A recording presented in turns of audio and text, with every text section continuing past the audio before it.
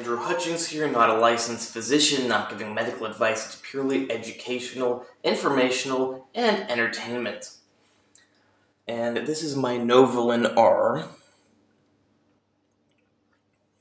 which I took 2.9 units of about an hour ago. I don't know, maybe 45 minutes ago, I don't know. But the interesting thing is, for this kind of normal human insulin, if you read online, it will tell you that you should take it 30 minutes before a meal and that it hits its peak after 3 hours. I find that that's complete and utter bullshit.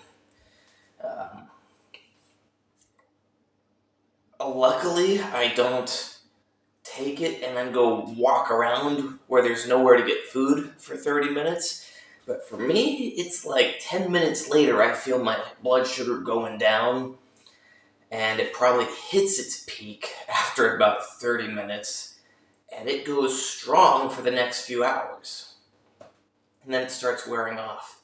I don't know how they came up with this. It only starts working after 30 minutes and hits its peak at 3 hours?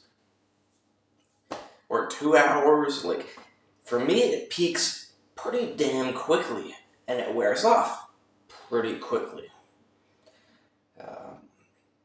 Yeah, I'm actually going, I haven't used it that much, but I'm going to modify the way I use it. Luckily, a lot of the times I'm already eating when I take it, or I already ate like 10-20 minutes earlier.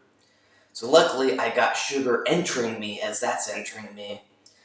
But I generally still have to hurry up and eat quickly, because I can't wait 30 minutes before I eat. If I had nothing in my stomach, man, that would not be good.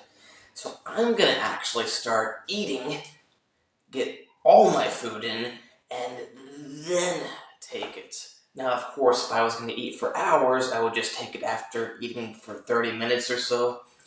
But yeah, I want to have a lot of food in me already when I take the insulin. And I'm going to try eating, and then after I'm done eating, take it, and then have I generally bring, when I'm taking my working out seriously, I bring a shaker cup with protein powder and creatine with me to the gym. I'm going to add glucose to that, and I'm going to drink that in the gym. So it's going to be like eat, take insulin, go to gym with shaker cup, and drink that while working out. Because I want the stuff going into my muscles. So yeah, gotta be careful with insulin, don't want to take too much. I made a video on why I take insulin, you can check that out if you're curious. But definitely do not start, not medical advice, but I think it's a horrible idea to start with, say, 10 IUs. I think you could kill yourself. There's not many people talking about insulin on YouTube, and the people who do talk about it talk about how much they use, and they talk about 10 IUs being like a pretty small amount.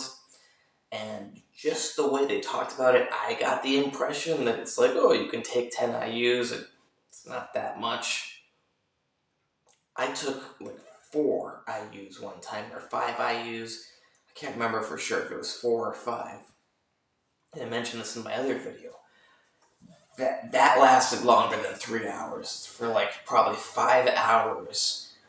So I was eating oatmeal, and then it wasn't good enough. Then I'm eating ice cream, and it's not good enough. So then I started drinking maple syrup and eating ice cream and drinking maple syrup. Not a fun night. If you're a fatso that just wants to eat, good. I was not that hungry, and I prefer to eat real food, not ice cream and maple syrup. I love maple syrup, but I prefer not to have to gulp it down, or else I feel like crap. That's how you feel if you don't have enough sugar and you take insulin. But I make sure that I have glucose right here. Eventually, I'm just gonna get a pre-made IV bag of glucose. Also, that is sterile powder that is okay for injection, or you can just pour it in your mouth. I don't know why I would mix that with water and make my own IV bag when I can just buy buy a pre-made one that's completely good. So yeah, I'm gonna also buy IV bag of glucose just to be safe. You know, it's good to be safe. If you're gonna have insulin, you better have a lot of sugar also around you, and best is just pure glucose. Yeah, so it definitely, for me, kicks in way faster than it's supposed to according to medical experts, and it does not last as long as they say it lasts, and it peaks way sooner than they say it peaks.